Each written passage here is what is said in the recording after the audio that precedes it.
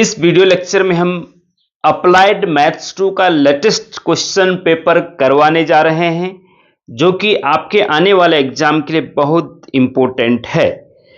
और इसके हमने already section A B C लगभग सारे कर दिए हैं। 2 क्वेश्चन बचे हैं, क्वेश्चन नंबर 25 और क्वेश्चन नंबर 26। इसको हम इस वीडियो लेक्चर में करवाएंगे। और इससे पहले के लेक्चर जो मैंने 3-4 अपलोड किए हैं इस क्वेश्चन पेपर के टोटल लेक्चर, वो अगर अभी तक आपने नहीं देखे तो उनको सीरियल से देखिएगा, क्योंकि लेटेस्ट क्वेश्चन पेपर है और आने वाले एग्जाम में ये बहुत हेल्प करेगा।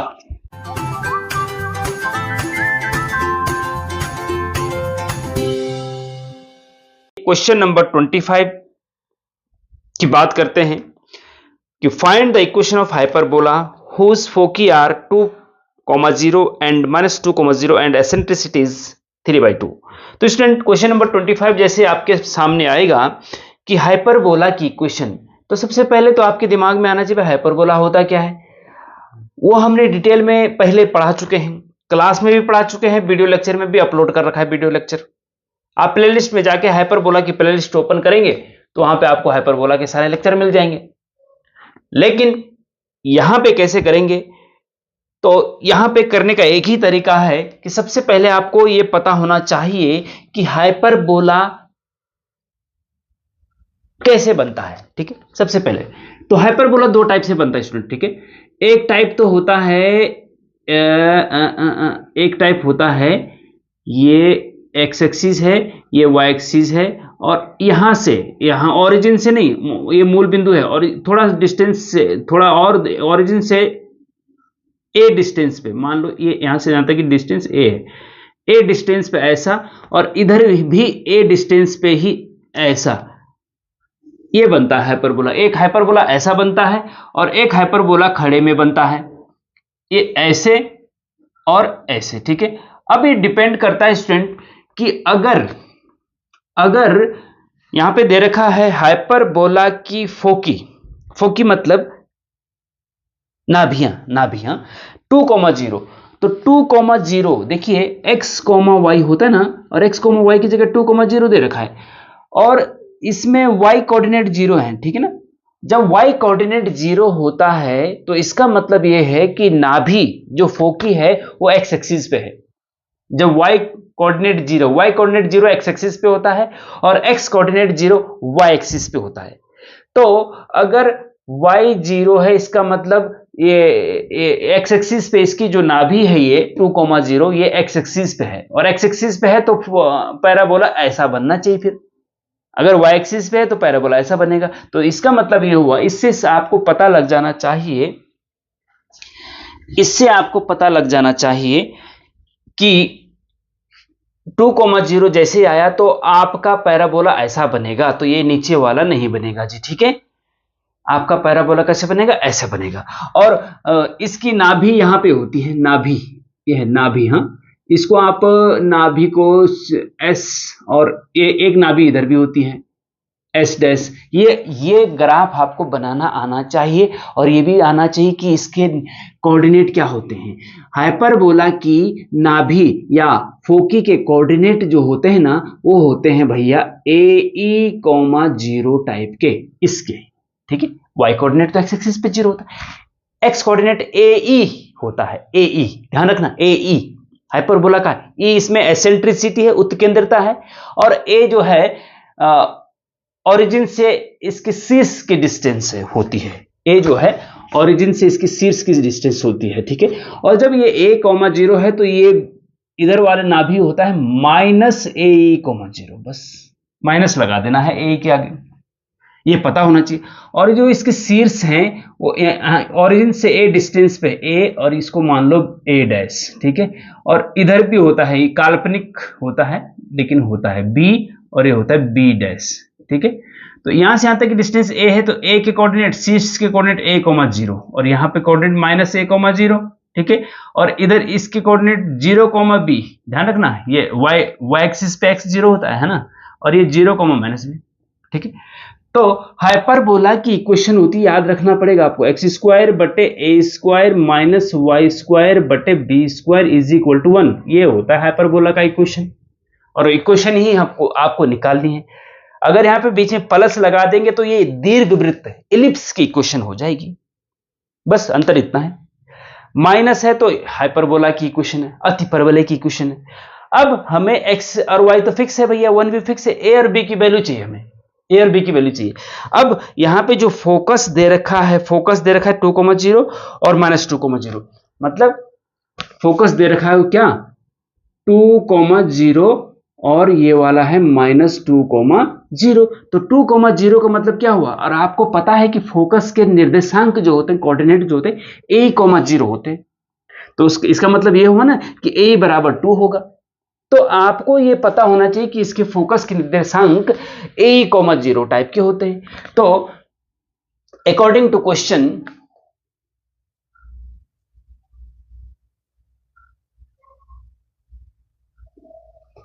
क्या होगा, according to question AE is equal to 2 है।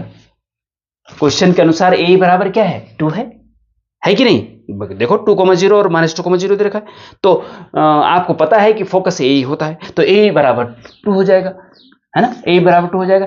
एंड ई भी दे रखा है, ई एसेंट्रिसिटी उत्केंद्रता, एसेंट्रिसिटी इज 3/2 है, उत्केंद्रता या एसेंट्रिसिटी ई से डिनोट करते हैं इसको, ये दे रखा है 3/2। ठीक है जी। अब यहां पे देखिए स्टूडेंट, ए बराबर 2 है तो ए बराबर क्या हो जाएगा 2/e हो जाएगा, और 2/e की जगह 3/2 रख दो तो 2 ऊपर जाएगा तो 4/3 हो जाएगा। क्या हो जाएगा 4/3 हो जाएगा। तो ए की वैल्यू आ गई भैया 4/3। हमें ए और बी की वैल्यू चाहिए, ए और बी की वैल्यू निकल जाएगी तो हाइपरबोला की इक्वेशन निकल जाएगी, कोई दिक्कत नहीं।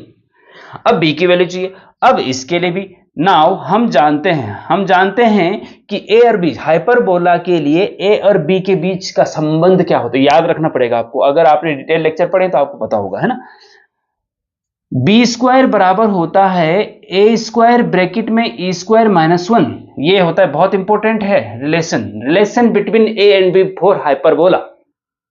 B square equal to A square bracket में ई स्क्वायर -1। ध्यान रखना हाइपरबोला के लिए ई की वैल्यू 1 से बड़ी होती है, हाइपरबोला के लिए ई की वैल्यू 1 से बड़ी होती है, और इलिप्स के लिए ई की वैल्यू 1 से छोटी होती है, और परवलय के लिए ई इक्वल टू 1 होता है, ई की वैल्यू 1 के बराबर होती है। ठीक है। अच्छा, अब इसमें ध्यान रखना, अगर यहां पे इलिप्स होता है स्टूडेंट तो 1 पहले आता, ई स्क्वायर बाद में आता। क्यों? क्योंकि इलिप्स के लिए ए की वैल्यू 1 से छोटी होती है, 1 से छोटी, तो जो छोटी वैल्यू पीछे आएगी ना, घटने में प्लस आएगा क्योंकि बी स्क्वायर प्लस है। अब ए की वैल्यू 1 से बड़ी है तो पहले आगे रखना पड़ेगा इसको, ई को, है ना। अगर 1 से बड़ी तो आगे रखना पड़ेगा, 1 से छोटी तो पीछे रखना पड़ेगा।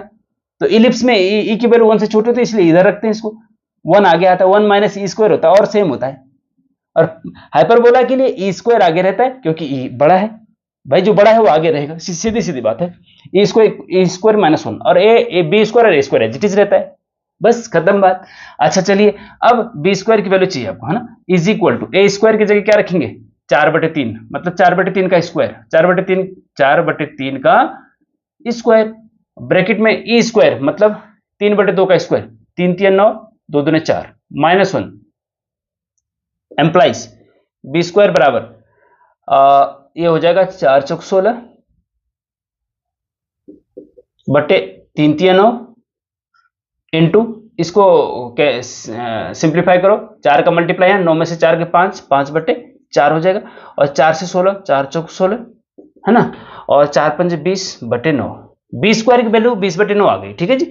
और ए स्क्वायर, ए बराबर क्या है 4/3 है, तो ए स्क्वायर बराबर क्या हो जाएगा, जब ए बराबर 4/3 है तो ए स्क्वायर बराबर स्क्वायर कर दो, 4 चौक 16/9, 16/9। तो therefore equation of hyperbola is X square upon A square minus Y square upon B square equal to 1 होता है। ये आपको पता होना चाहिए, ये पता होना चाहिए आपको, ये पता होना चाहिए, और ये पता होना चाहिए। बस ये पता है तो भाई हो जाएगा, नहीं पता तो नहीं हो जाएगा, नहीं हो पाएगा। ठीक है, बस इसके अलावा और कोई तरीका नहीं है कि आप सोचो कि मेरे समझ में नहीं आ रहा, अरे भाई याद कर लो ना, इसको समझ में आ जाएगा, प्रैक्टिस करो, समझ में आ जाएगा। ऐसा कुछ नहीं कि नहीं समझ में आता है, समझ में इसलिए नहीं आता है कि आप समझते नहीं, चीजों को पढ़ते नहीं, मेहनत नहीं करते। मेहनत तो करनी पड़ती है भैया, है ना। चलिए, एम्प्लाइज एक्स स्क्वायर, तो अपनी जगह पे x square upon A square की जगह भैया 16/9 रख दो, 16/9 माइनस वाई स्क्वायर बटे बी स्क्वायर की जगह क्या रखना था, क्या था बी स्क्वायर, 20/9, 20/9 इक्वल टू 1, है ना। एम्प्लाइज, अब देखो इसको सिंप्लीफाई करो, 9 ऊपर जाएगा तो 9x² upon 16 minus 9y² upon 20 is equal to 1। ये आपका आंसर आ गया, ठीक है जी। तो ऐसे हाइपरबोला ऐसे निकाला जाता है, हाइपरबोला की इक्वेशन ऐसे निकाली जाती है, ठीक है। आपके पास फोकस दे रखा होगा, एसेंट्रिसिटी दे रखी होगी, आपको इक्वेशन निकालने के लिए बोला जाएगा। और एक उल्टा भी आता है कि आपको इक्वेशन दे रखी है हाइपरबोला की, तब बोला जाता है कि इस हाइपरबोला की फोकस निकालो, शीर्ष निकालो, है ना, वर्टाइसेस निकालो, और मेजर माइनर एक्सिस जैसे इलिप्स में होता है, ऐसे यहाँ पे काल्पनिक अक्ष और वास्तविक अक्ष होता है ना। तो दो टाइप से आता है, एक बार इक्वेशन दे रखी है तो आपको फोकस वगैरह निकालने के लिए बोला जाएगा, और फोकस वगैरह दे रखे हैं तो इक्वेशन निकालने के लिए बोला, तो ये ऐसा है, इसमें फोकस वगैरह दे रखे हैं तो इक्वेशन निकालने के लिए बोली गई, तो इस प्रकार से निकालना है, ठीक है। कोई दिक्कत हो रही तो बताइए कमेंट में, कोई दिक्कत हो रही है तो कमेंट करके जरूर बताना भैया, है ना। नहीं हो रही तो बहुत अच्छी बात है। और कुछ भी अगर आपको सजेशन चाहिए, आपको चाहते हैं, आपको सजेशन देना चाहते हैं कि आप फास्ट पढ़ा रहे हैं या स्लो पढ़ा रहे हैं, उस पर भी आप कमेंट कर सकते हैं। लेकिन फास्ट स्लो का तो भैया मैटर नहीं है, क्यों, क्योंकि YouTube की इतनी बढ़िया फैसिलिटी है, आप स्पीड, अगर आपको स्लो लगता है तो आप स्पीड बढ़ा सकते हैं, स्पीड आता है नॉर्मल, एक नॉर्मल स्पीड आपको पता ही होगा, शायद नहीं पता तो पता कर लीजिए किसी से। और आपको स्लो करना है लेक्चर तो स्लो भी हो जाएगा, है ना। तो वो फैसिलिटी है, स्पीड और इसकी कोई दिक्कत नहीं है। और कोई दिक्कत है तो आप कमेंट कर सकते हैं, ठीक है जी। अब हम चलते हैं एक इतने वेरी इंपॉर्टेंट क्वेश्चन की तरफ कि जो हर साल पूछा जाता है। तो स्टूडेंट, ये क्वेश्चन नंबर 26 लास्ट क्वेश्चन इस क्वेश्चन पेपर का, और बहुत ज्यादा इंपॉर्टेंट है। Rank correlation, find the coefficient of rank correlation, सहसंबंध गुणांक ज्ञात कीजिए। हर बार पूछा जाता है, थोड़ा भेष बदल के आता है, उस बहरूपिया है ना क्वेश्चन तो होता ही है भैया, क्योंकि कभी रैंक, क्यों सीधी रैंक दे रखी है और कभी रैंक नहीं दे रखी होती है, तो पहले रैंक निकालनी पड़ती, पहले एक्स की वैल्यूज दे रखी होती है, उससे रैंक निकालते हैं, फिर रैंक से फिर डी निकालते हैं। इसमें डायरेक्ट रैंक दे रखी है, फैंसी ड्रेस प्रतियोगिता है और 10 स्टूडेंट हैं और जज 2 बैठे हैं। एक जज का नाम है एक्स और एक जज का नाम है वाई। एक जज ने जो 10 स्टूडेंट हैं उनकी जो रैंक दी है ना, उसको हम लिख देते हैं R1 रैंक। उसको जो एक्स जज ने रैंक दी उसको हम R1 नाम दे देते हैं, और जो वाई जज ने रैंक दी उसको हम वाई वाले को R2 नाम देते हैं। रैंक है ना, इसलिए R1 और R2 बोल रहे हैं, ठीक है ना। तो जज एक्स ने पहले स्टूडेंट को 1 रैंक दी, दूसरे को 2 रैंक, तीसरे को 3 रैंक आई, चौथे को 4, पांचवें को 5, छठे को 6, 7, 8 और 9 और 10, ऐसे करके उन्होंने रैंक दे दी, ठीक है जी। ऐसे करके इन्होंने रैंक दे दी। अब बात क्या हुई, अब जो वाई नाम का जज था उसने पहले वाले को 10वीं रैंक दी। फैंसी ड्रेस प्रतियोगिता में रैंक होती है ना, फर्स्ट, जो सबसे अच्छा लगा उसको फर्स्ट रैंक दे दी। तो पहले वाले को, पहले जो एक्स जज था उसको पहला वाला बंदा सबसे टॉप लगा, उसने 1 रैंक दे दी। और दूसरे जज को जो है वाई जज को पहला वाला बंदा सबसे घटिया लगा तो उसको 10 रैंक दे दी। दूसरे वाले को इसने, वाई जज ने 6 रैंक दी, फिर तीसरे वाले को 5वीं रैंक, फिर 4, फिर 7, 9, 8, 2, 1 और 3, ठीक है। 10वें वाले को इसने तीसरी रैंक दे दी, ठीक है जी। इसने 9वें नंबर वाले स्टूडेंट को पहली रैंक दी और इसने 9वें नंबर को 9वीं रैंक दे दी थी, है ना। तो अंतर है भाई। अब इसमें क्या है स्टूडेंट कि आपको रैंक कोरिलेशन निकालना है, तो रैंक कोरिलेशन का फॉर्मूला पहले लिख दो। आपको पता होना चाहिए कि रैंक कोरिलेशन रैंक कोरिलेशन को आर से डिनोट करते हैं। Find the coefficient of rank correlation R is equal to 1 minus 6 into summation D square, 6 into summation D square upon n into N square minus 1। ध्यान रखना ये अलग है, ये 1 अलग है और फिर माइनस का चिन्ह है, फिर पूरा ये अलग है, पूरा अलग है। हाँ, इसमें मिक्स मत कर देना। हम क्या करते हैं कि 1 के साथ इसको कर देते पूरे के बटे n into N square minus 1 कर देते, और n स्क्वायर अंदर है, n बाहर है, ठीक है, n स्क्वायर अंदर है। 1 minus 6 summation D square upon n into N square minus 1, ये होता है रैंक कोरिलेशन निकालने का फॉर्मूला, r बराबर, तो ये निकालना है हमको। तो इसमें डी समेशन डी स्क्वायर की वैल्यू रखनी है और n की वैल्यू रखनी है, बस सॉल्व हो जाएगा।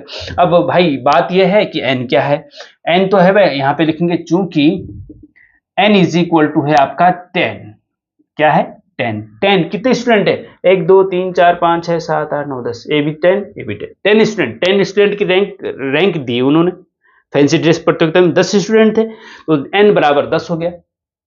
समेशन डी स्क्वायर बराबर क्या होगा जी, और समेशन डी स्क्वायर बराबर क्या होगा वही हमें निकालना है। तो एक होता है डी, पहले डी निकालेंगे ना तभी डी स्क्वायर कर पाएंगे, है ना। तो डी जो होता है वो होता है R1 माइनस R2, पहली रैंक माइनस दूसरी रैंक, ये याद रखना आपको। बहुत ही इजी, बहुत सिंपल क्वेश्चन है, लेकिन थोड़ा प्रैक्टिस करनी पड़ेगी, 2-4 क्वेश्चन इसके साथ और करने पड़ेंगे आपको बिना देखे, अपनी बुक से या क्वेश्चन पेपर से या कहीं से भी 2-4 क्वेश्चन और करने पड़ेंगे साथ में, तब जाके आप एग्जाम में अच्छे से करके आ सकते हैं।